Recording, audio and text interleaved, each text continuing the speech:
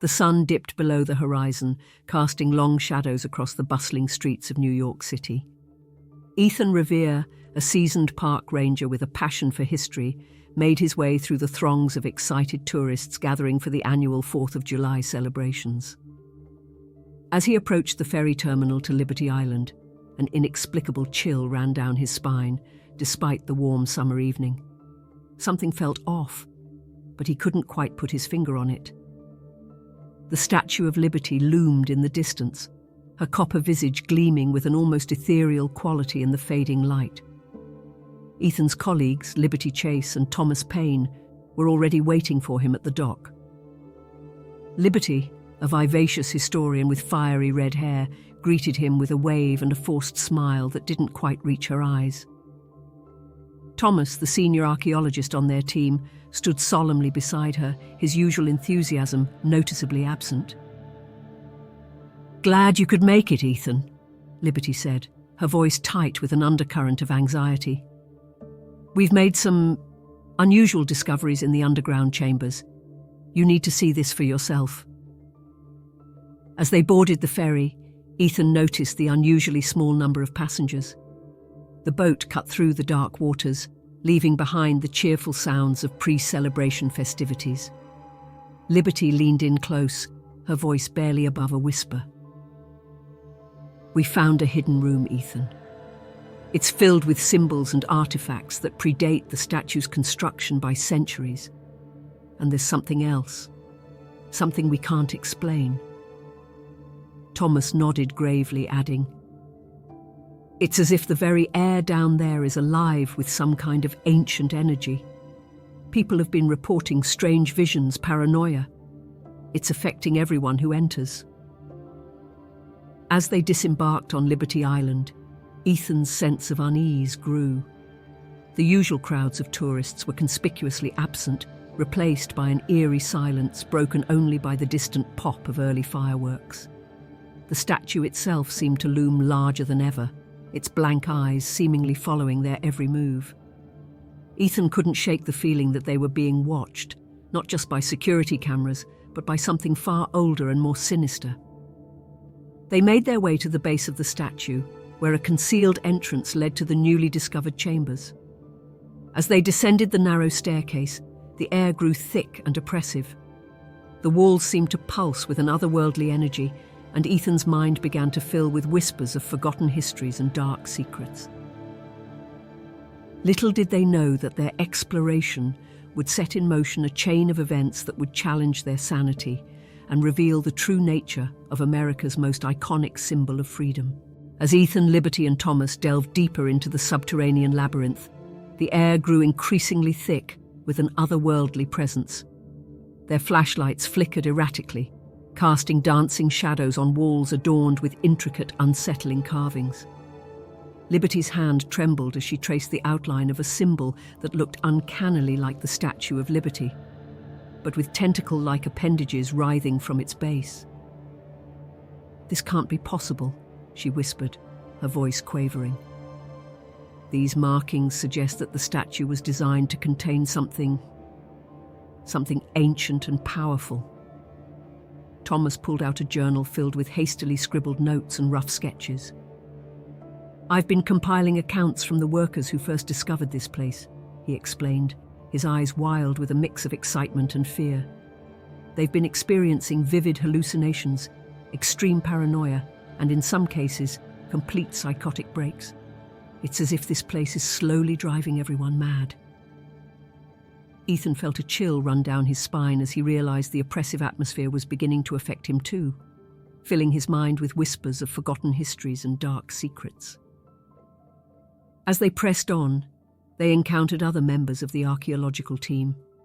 Some were huddled in corners, muttering incoherently to themselves, while others seemed to be in a trance-like state, their eyes glazed over as they stared at the cryptic symbols on the walls. Liberty attempted to shake one of her colleagues out of his stupor, but he simply gazed through her, chanting in a language none of them recognized.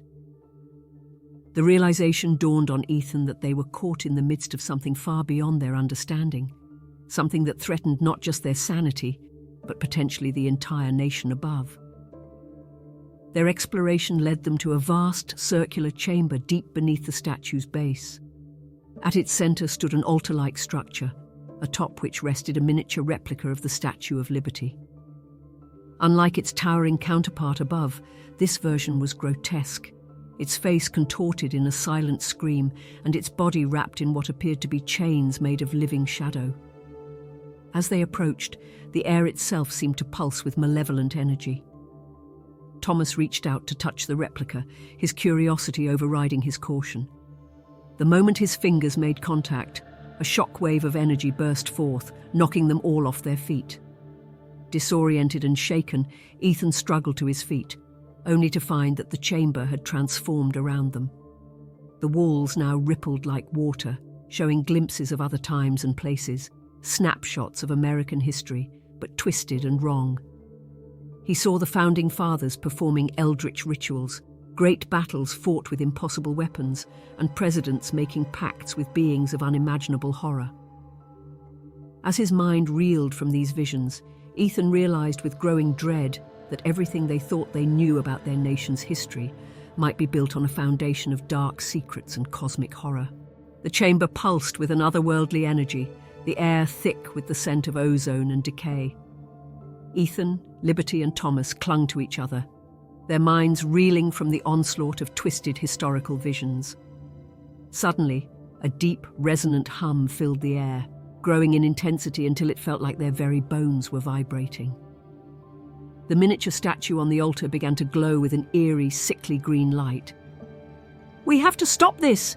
Ethan shouted over the deafening noise, but his words were swallowed by the cacophony. Liberty, her face contorted with determination, lunged for the glowing replica. As her fingers brushed its surface, she let out a blood-curdling scream. Ethan watched in horror as tendrils of shadow wrapped around her arms, pulling her towards the altar. Thomas grabbed her waist, trying to pull her back, but the force was too strong. In a moment of desperate clarity, Ethan realized what he had to do. He pulled the small American flag pin from his ranger uniform and with all his might drove it into the heart of the miniature statue. The effect was instantaneous and catastrophic. A shockwave of energy exploded outward, shattering the altar and sending all three of them flying across the chamber. The walls cracked and buckled, ancient stones groaning under the strain of whatever force they had unleashed. As Ethan struggled to his feet, he saw something that made his blood run cold. The cracks in the chamber walls were spreading upward, racing towards the surface. "The statue!" he gasped. "We're going to bring it down." Just as all seemed lost, a new sound cut through the chaos. A sound like the ringing of a massive bell, but deeper and more primal. The very air around them seemed to shimmer and distort. To Ethan's astonishment, he saw the shadows retreating, slithering back into the cracks in the floor. The twisted visions on the walls began to fade, replaced by a warm golden light that seemed to emanate from everywhere and nowhere at once. And then, impossibly, they heard it. A voice that seemed to come from the very stone around them, from the air itself, from the very concept of liberty made manifest. "My children," it resonated, shaking dust from the ceiling, "you have awakened me from my long slumber." The golden light coalesced, taking on a vaguely humanoid shape that towered over them. With a jolt of recognition, Ethan realized he was looking at a living embodiment of the Statue of Liberty herself. Her eyes filled with ancient wisdom and power, fixed upon the three stunned humans before her. "The evil you have encountered has long sought to corrupt the ideals I stand for," she continued, her voice filled with both sorrow and determination. "But as long as there are those who believe in true liberty, I shall never fall.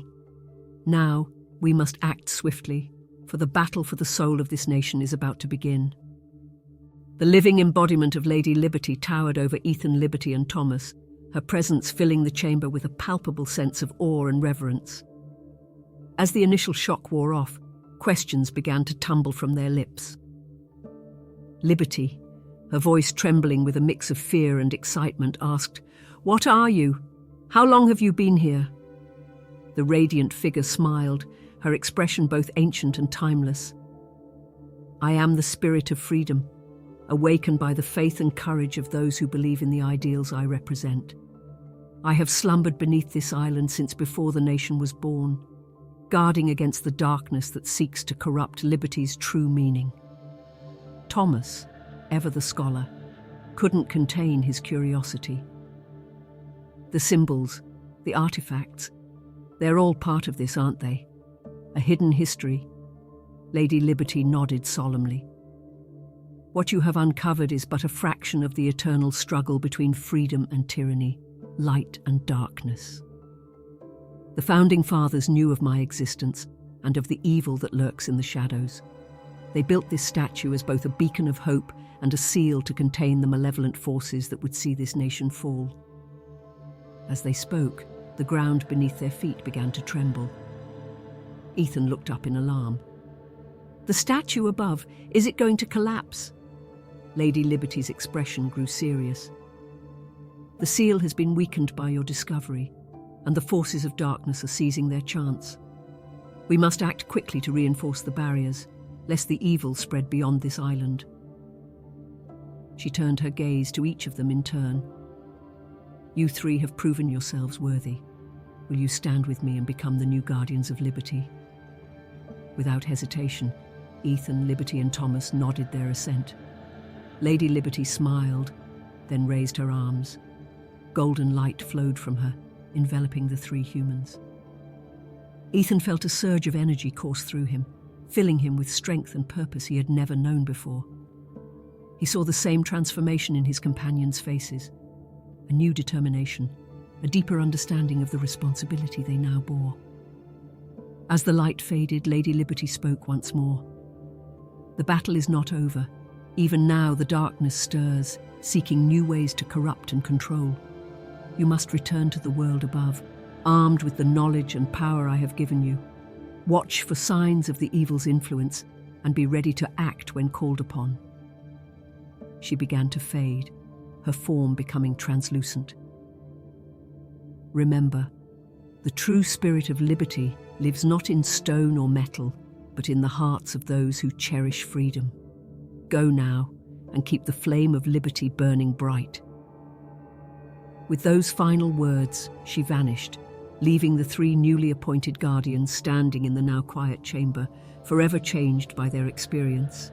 As the first rays of dawn broke over the New York skyline, Ethan, Liberty, and Thomas emerged from the base of the Statue of Liberty, blinking in the early morning light.